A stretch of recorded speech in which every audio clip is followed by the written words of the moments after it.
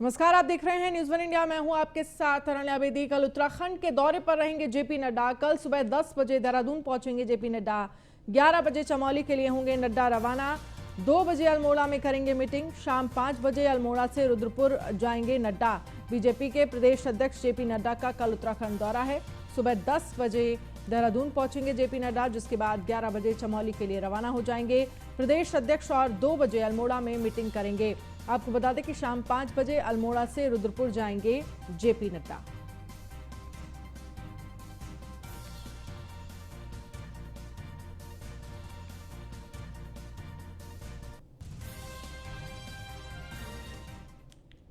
CM Pushkar Singh Dhami ने इगास पर्व की बधाई दी है। सीएम ने प्रदेशवासियों को इगास पर्व की शुभकामनाएं दी हैं।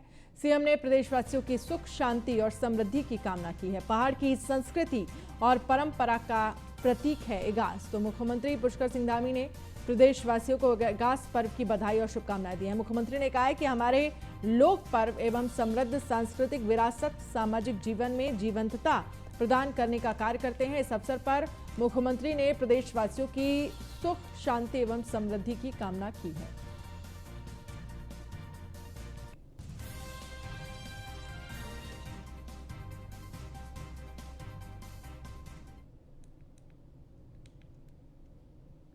और चुनाव से पहले प्रदेश में युवाओं को लेकर राजनीतिक लड़ाई आंकड़ों पर आ खड़ी हुई है।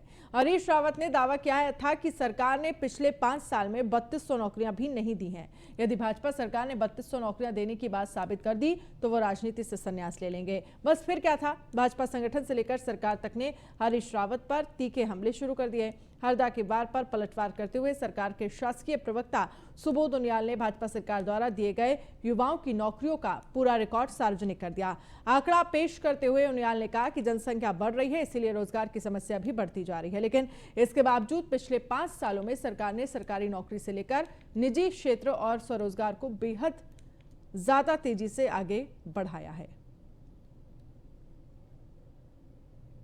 देखिए, संन्यास तो अब संसदीय कार्य मंत्री को जो उस समय थे, जिन्होंने 10 लाख का आंकड़ा दिया था, और 17,000 जो है शासकीय प्रवक्ता बोल रहे हैं, वो भी बोल रहे देंगे। उन्होंने ये नहीं बोला दे दिया, देंगे। देने के लिए उनके पास क्या नाम है, समय नहीं है। अब वो तो अगर नहीं लेंगे क्या नाम है संन्यास, तो जनता संन्यास दिला देगी। देखिए, संन्यास तो अब संसदीय कार्य मंत्री को जो उस समय थे, जिन्होंने 10 लाख का आंकड़ा दिया था, और 17,000 जो है शासकीय प्रवक्ता बोल रहे हैं, वो भी बोल रहे देंगे। उन्होंने ये नहीं बोला दे दिया, देंगे। देने के लिए उनके पास क्या नाम है समय नहीं है। अब वो दोनों अगर नहीं लेंगे क्या नाम है संन्यास, तो जनता संन्यास दिला देगी। आप हरीश रावत जी तक ये संदेश जरूर पहुंचा दें कि कितने बजे 3200 लोगों की सूची लेके उनके पास आना है, ताकि मैं 3200 लोगों की सूची लेके उनके पास जा सकूं और सम्मान उनका राजनीति से संन्यास का जो कार्यक्रम है वो तय हो सके। उत्तराखंड विधानसभा चुनाव की तैयारियां जोरों पर चल रही हैं, जिसको देखते हुए आपने बूथ संकल्प आप विकल्प अभियान चला रही है। वहीं आप नेता नवीन पिरशाली ने कहा कि हर बूथ पर 10 युवा जोड़ने के साथ 1 लाख वॉलंटियर जोड़े जा रहे हैं, जिससे बूथों को मजबूती मिलेगी और हर बूथ आप विजय मंच से बूथ संकल्प आप विकल्प अभियान की शुरुआत की। नवीन पिरशाली ने कहा है कि प्रदेश के लगभग 11,000 से ज्यादा बूथों पर आम आदमी पार्टी 1 लाख बूथ वॉलंटियर जोड़ने का काम कर रही है, जो पार्टी की नीतियों को लेकर घर घर जा रहे हैं। आप जिन मुद्दों को लेकर जनता के बीच जा रही हैं, जिनमें फ्री बिजली, घर घर रोजगार समेत मूलभूत सुविधाएं शामिल हैं।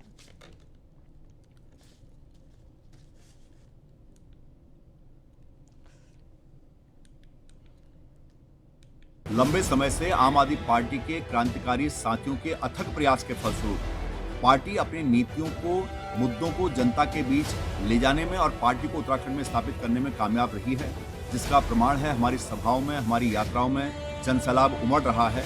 अब पार्टी हर बूथ को मजबूत करते हुए अपने मिशन उत्तराखंड नवनिर्माण को जन जन तक पहुंचाने के लिए हर बूथ आप विजय मंत्र के साथ बूथ संकल्प आप विकल्प अभियान शुरू कर रही है। इस अभियान के तहत आम आदमी पार्टी के 1 लाख कार्यकर्ता हर बूथ 10 यूथ के साथ प्रदेश में सभी बूथों को मजबूत करेंगे। राज्य आंदोलनकारियों और जनता कैबिनेट पार्टी की मुखिया भावना पांडे ने देहरादून के शहीद स्मारक पर तमाम आंदोलनकारियों और महिलाओं के साथ इगास पर्व मनाया। इस मौके पर भावना पांडे ने कहा कि इगास पर्व उत्तराखंड का पारंपरिक त्योहार है। इस बार सरकार ने इगास पर सार्वजनिक अवकाश रखा है, लेकिन ये फैसला नहीं लिया कि अब इगास पर हर साल अवकाश होगा।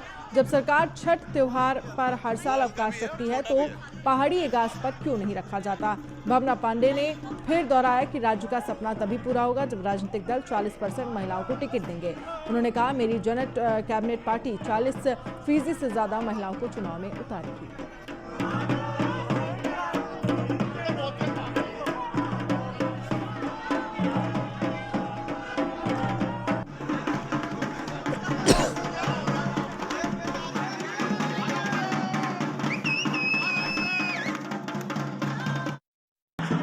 सबसे पहले तो मुख्यमंत्री जी का धन्यवाद करूँगी कि उन्होंने 21 साल बाद कम से कम भाजपा और कांग्रेस में विकास महोत्सव की कल छुट्टी रखी है और साथ में कम से कम इनको पता चला कि विकास भी कोई त्यौहार है।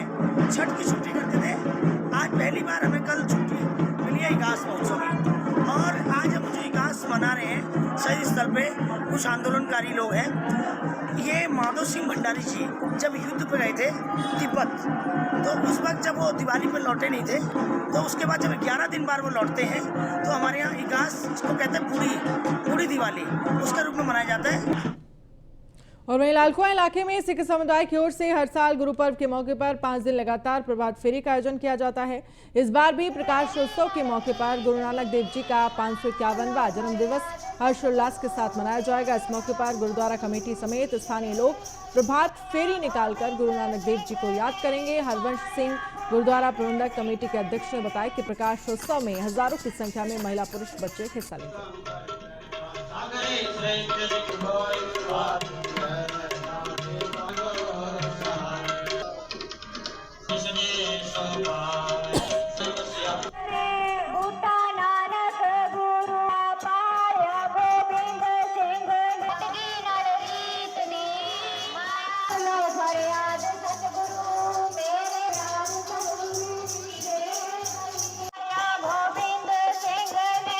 प्रभात फेरी मेरे यहाँ आने का मौका दिया है, मैं धन्यवाद करता हूँ सिंह सभा का।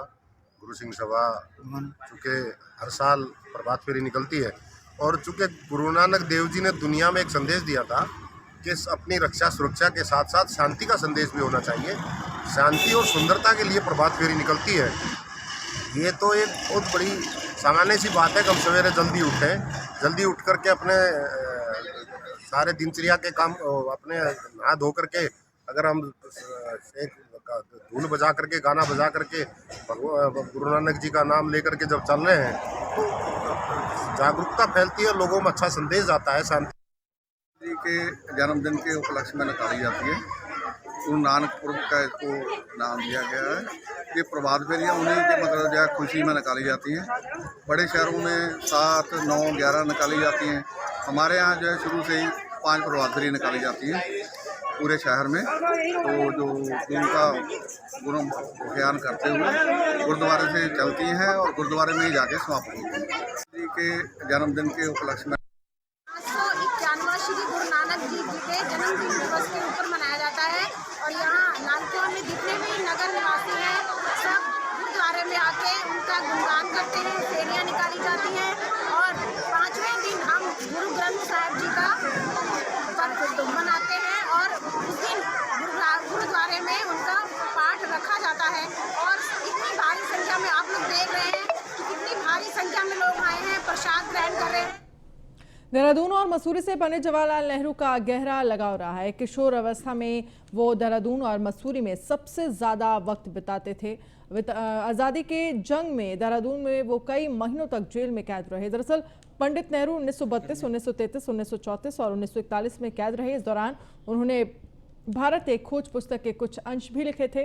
नेहरू जी की राजनीतिक बंदी के तौर पर कैद थे। इतिहासकार गोपाल भारद्वाज का कहना है कि नेहरू जी का मसूरी से खासा लगाव था और जब भी वो नेहरू जी को थोड़ी सी भी फुर्सत मिलती थी वो मसूरी आना नहीं भूलते थे।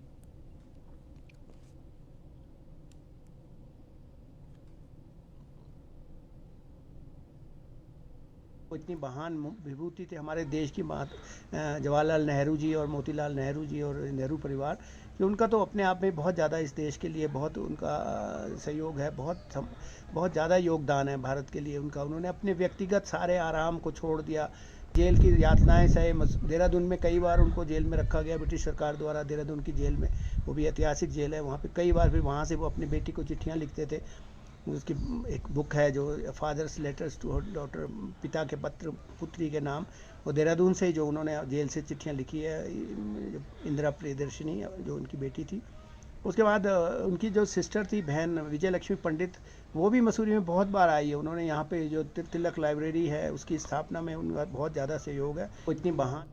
कांग्रेस राष्ट्रीय प्रवक्ता रागिनी नायक और पूर्व मुख्यमंत्री हरीश रावत ने प्रेस कॉन्फ्रेंस कर पीएम मोदी पर जमकर निशाना साधा। इस दौरान रागिनी नायक ने कहा कि राजकारण में जनगण मन आता है, लेकिन पीएम मोदी के लिए सबसे पहले मन आता है। देश की जनता महंगाई की मार झेल रही है और मोदी सरकार सो रही है। इस दौरान पूर्व सीएम हरीश रावत ने बीजेपी पर निशाना साधते हुए कहा कि बीजेपी ने हिंदुओं को बांटने तोड़ने का काम किया है, जोड़ने का नहीं। उन्होंने कहा कि त्योहारों और परंपराओं पर राजनीति नहीं होनी चाहिए।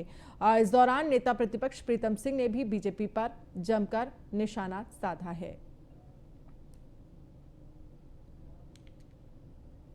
पौड़ी में राष्ट्रीय पुरानी पेंशन बहाली संयुक्त मोर्चा के प्रदेश महासचिव सीताराम ने बताया कि आगामी कैबिनेट बैठक तक सभी कार्यक्रम स्थगित कर दिए गए हैं। मुख्यमंत्री पुष्कर सिंह धामी को पत्र भी लिखा गया है। उन्हें उम्मीद है कि आने वाले दिनों में होने वाली कैबिनेट बैठक में उनके संगठन की एक सूत्रीय मांग पर गंभीरता से निर्णय लिया जाएगा। उन्होंने पहाड़ी पर्व पर संगठन से जुड़े सभी कर्मचारियों से निवेदन किया है कि वो राष्ट्रीय पुरानी पेंशन बहाली संयुक्त मोर्चा के बैनर तले अपने घरों में इगास पर एक दीपक जलाकर पुरानी पेंशन बहाली के नाम से सरकार को जगाने का काम करें।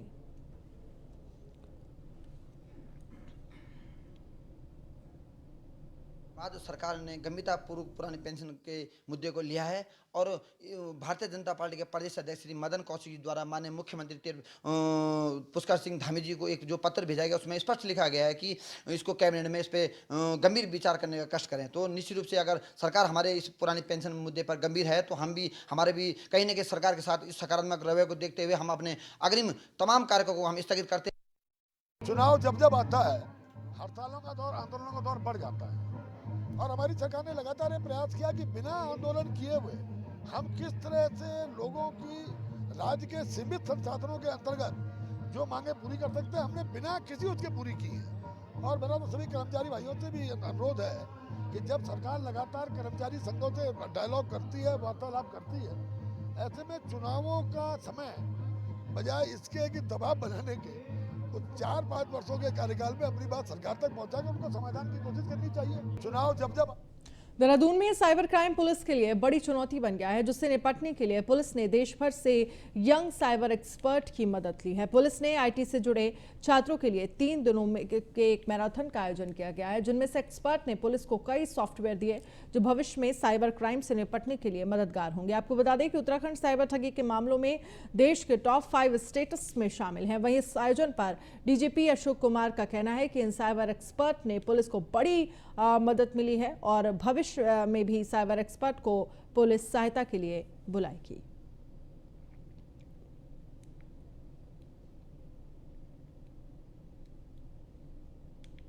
लगभग 1 महीने से कुछ अधिक समय में उत्तराखंड पुलिस द्वारा देवभूमि साइबर हैकाथन आयोजित किया गया और यूपीएस के सहयोग से आयोजित किया गया। और ये आइडिया जो एनुअल डीजीपीज कॉन्फ्रेंस होती है उसमें माननीय प्रधानमंत्री जी द्वारा दिया गया था कि सभी स्टेट पुलिस द्वारा इस तरह की साइबर हैकाथन आयोजित की जानी चाहिए। और इसका उद्देश्य ये है कि हम इस तरह से जो यंग टैलेंट है उसके माध्यम से आप जानते हैं आज की तारीख में साइबर क्राइम कितना तेज़ी से उभरता हुआ क्राइम है, साइबर सुरक्षा कितनी इम्पोर्टेंट हो चुकी है। तो उसके संदर्भ में जो नए प्रॉब्लम्स आ रही हैं, बेसिकली हम ऐसा दिखा रहे थे कि कैसे हम किसी क्रिमिनल को कैच कर सकते हैं without having a physical access of his phone. So हम लोग क्या करते थे, हम लोग जो नॉर्मल प्रोसेस चलता है हम लोग उसको नॉर्मल एक ऐप भेजते थे एंड उसके बाद वो इंस्टॉल करता था। हमने इसको इजी कैसे किया था एंड ज़्यादा ऑथेंटिक कैसे बनाया था कि हम उसी सेम आईडी से जिस भी आईडी में या आईडी से बंदा काम करता है हम उसके ही थ्रू उसको ईमेल भेजते हैं एंड जो लिंक होता है वो भी इवन उसकी डोमेन का होता है। उसके बाद वो ऐप को इंस्टॉल करता है, और ऐप जो है वो एक्चुअली एक सर्विस है जिस सर्विस को हमने बाइंड कर रखा है। तो वो बेसिकली हम किसी भी ऐप में बाइंड कर सकते हैं। तो जैसे कि हमने यूपीएस की आईडी से ईमेल भेजा, तो हमने यूपीएस की ऐप में अपनी सर्विस को बाइंड किया है, सर्विस हमने बनाई है। रुद्रप्रयाग के ग्रामीण इलाकों में रामलीला का आयोजन किया जा रहा है। प्रवासी ग्रामीण अपने गाँव में आकर रामलीला का आनंद ले रहे हैं, जिससे ग्रामीण इलाकों में रौनक देखने को मिल रही है। आपको बता दें कि जिले के बछड़ायूं, रानीगढ़, धनपुर समेत कई पट्टियों में रामलीला का आयोजन लगभग हर ग्राम सभा में किया जा रहा है और आसपास के गांव में रामलीला देखने के लिए लोगों की भीड़ भी उमड़ रही है। वहीं प्रधान विकास नोटियाल ने बताया है कि उन्हें क्षेत्र में रामलीलाओं का भव्य आयोजन किया जा रहा है, जिसमें सभी धर्म के लोग शामिल हो रहे हैं। साथ ही इन रामलीला की लीलाओं से आने वाली पीढ़ी को भी सीखने का मौका मिलता है।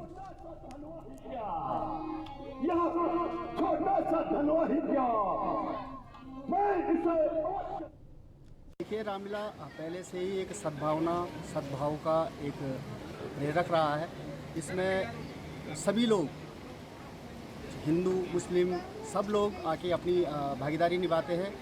एक सौहार्द का एक पर्व है, और अगर ऐसे कार्यक्रम अगर हमारे क्षेत्र में हो रहे हैं तो इसको प्रेरित करने और इसको आगे बढ़ाने की जिम्मेदारी एक समाज के नागरिक होने के नाते हमारी बनती है।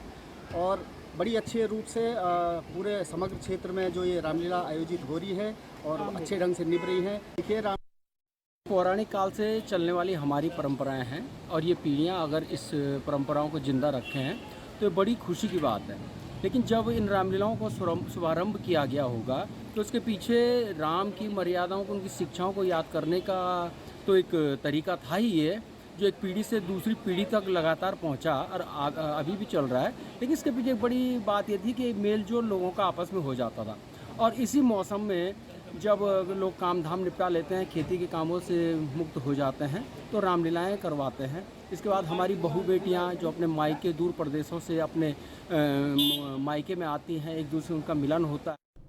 नगर निगम के सहायक नगर आयुक्त और अधिशासी अभियंता के बीच विवाद का मामला तूल पकड़ने लगा है। मामले में अधिशासी अभियंता पर सहायक नगर आयुक्त के साथ बदसलूकी करने का आरोप लगा है, जिसके बाद सहायक नगर आयुक्त ने आयुक्त के समर्थन में उत्तरांचल स्वच्छकार कर्मचारी संघ के बैनर तले कर्मचारियों ने कार बहिष्कार कर दिया।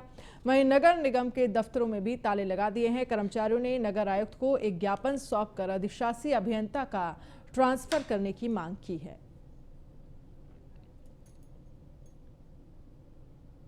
नहीं, मैंने ऐसा कोई बदतमीजी कुछ नहीं करी है।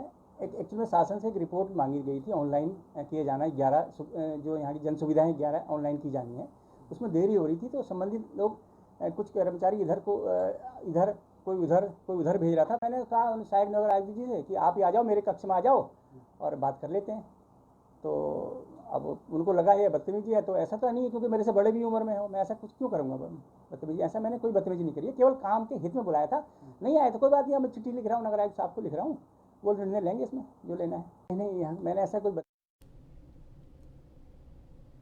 ऋषिकेश में पेयजल व्यवस्था को बेहतर बनाने के लिए रायवाला प्रति नगर में और खांड गांव में नई पाइपलाइन तो बिछाई गई, लेकिन सड़क मरम्मत का काम अधूरा छोड़ दिया गया था, जिसके चलते आक्रोशित ग्रामीणों ने जल संस्थान के अधिकारियों का घेराव कर उन्हें खरी खोटी सुनाई। वहीं सहायक अभियंता कमलेश पंत ने जल्द काम शुरू करने का आश्वासन दिया। आपको बता दें कि कई महीनों पहले पाइपलाइन का काम शुरू तो किया गया था, लेकिन पूरा नहीं किया गया, जिससे ग्रामीणों का क्षतिग्रस्त सड़क पर चलना दूभर हो गया। आपको बता दें कि आक्रोशित ग्रामीणों ने मांग की है कि जल्द से जल्द सड़क का काम गुणवत्ता के साथ किया जाए, और अगर ऐसा नहीं हुआ तो ग्रामीण उग्र आंदोलन करने के लिए बाध्य होंगे।